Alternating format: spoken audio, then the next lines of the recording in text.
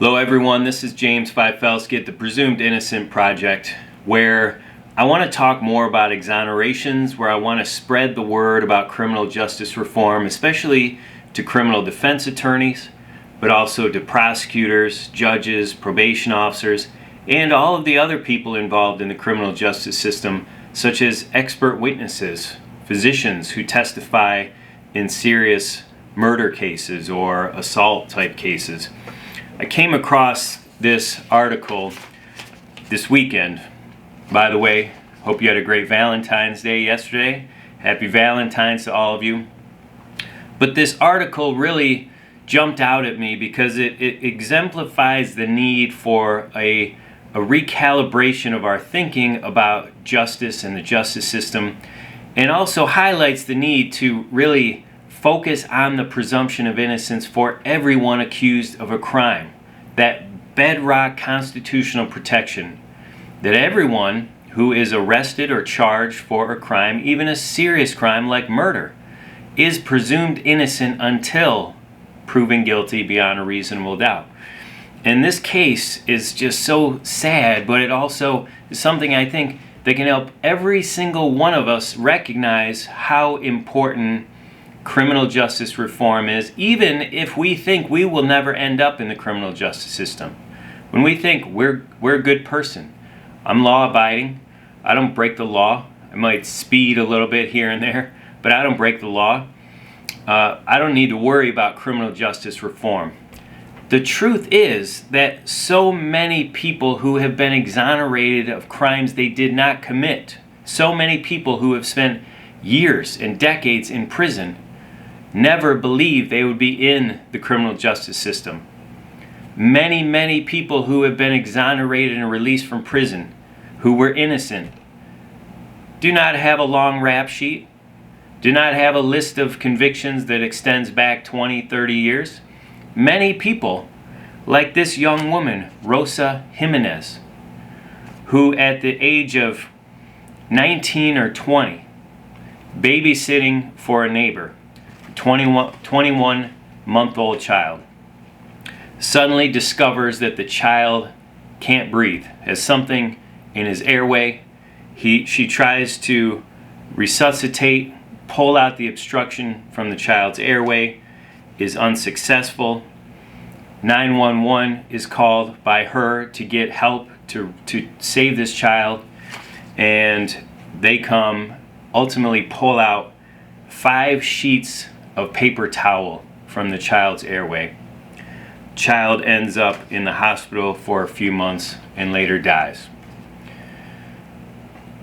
Rather than accept the fact that this was an accident, that this was something a normal layperson like Rosa could not have prevented, and instead focusing on what the experts at the time believed was intentional, malicious, willful act of homicide by someone who had never had any problems with children, was pregnant with their own child, and even the mother of the deceased child said that she hadn't had any issues for the past 7 months when she was babysitting. But apparently at this trial some 18, 19 years ago, an expert physician testified that this could not have happened accidentally, that a 21-month-old child could not have put 5 sheets of paper towel into his throat.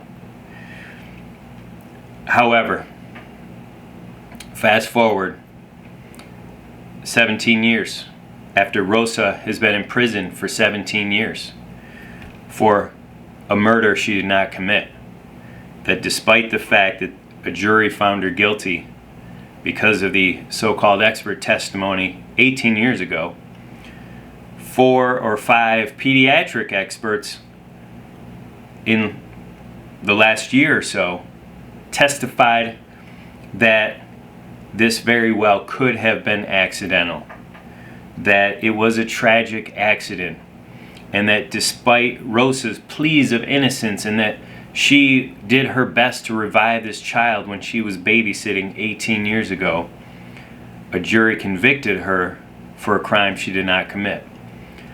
The conviction was based on expert testimony.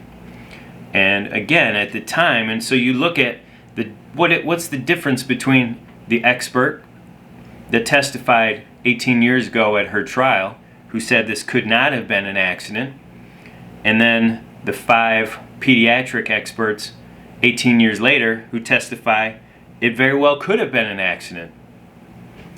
Is it just a difference of opinion? Is it development in science and medicine over 18 years? There could be a lot of different variables. But one of the things that jumps out at me about this, because Rosa ultimately had her conviction set aside when the judge later discovered from these other experts, pediatric experts, that this could have been accidental and that there was false and misleading testimony at her trial 18 years ago, released her from prison because there was not sufficient evidence, proof beyond a reasonable doubt that she in fact was guilty of murder, which requires more than just being in the wrong place at the wrong time. It requires an intentional act with malice, and there was no evidence of that whatsoever at her trial. Therefore, she had her conviction set aside by the judge.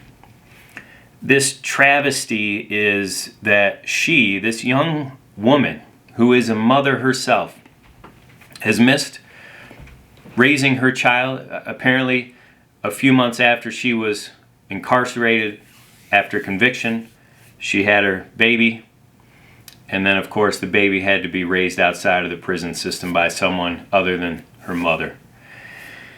And now Rosa gets to go back home to her child. Maybe she has multiple children, I'm not sure. Her sentence of 99 years incarceration has been wiped out.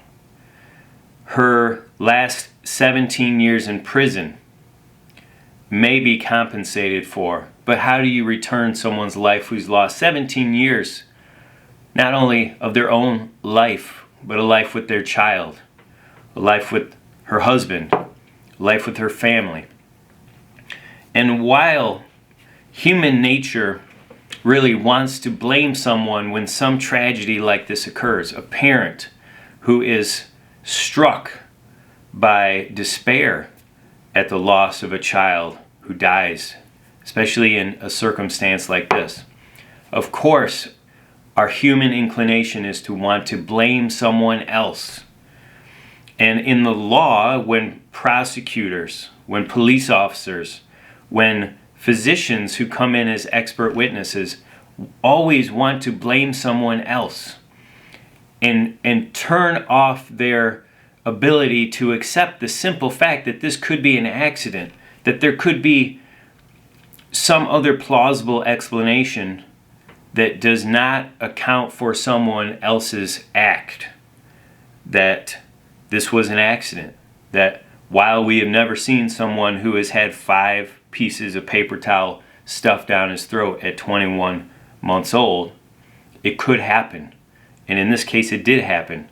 And the simple fact that I believe a big problem in our justice system, and probably in this case 18 years ago when there were trial proceedings, was that there was more of a presumption of guilt at work in the proceedings as opposed to a presumption of innocence.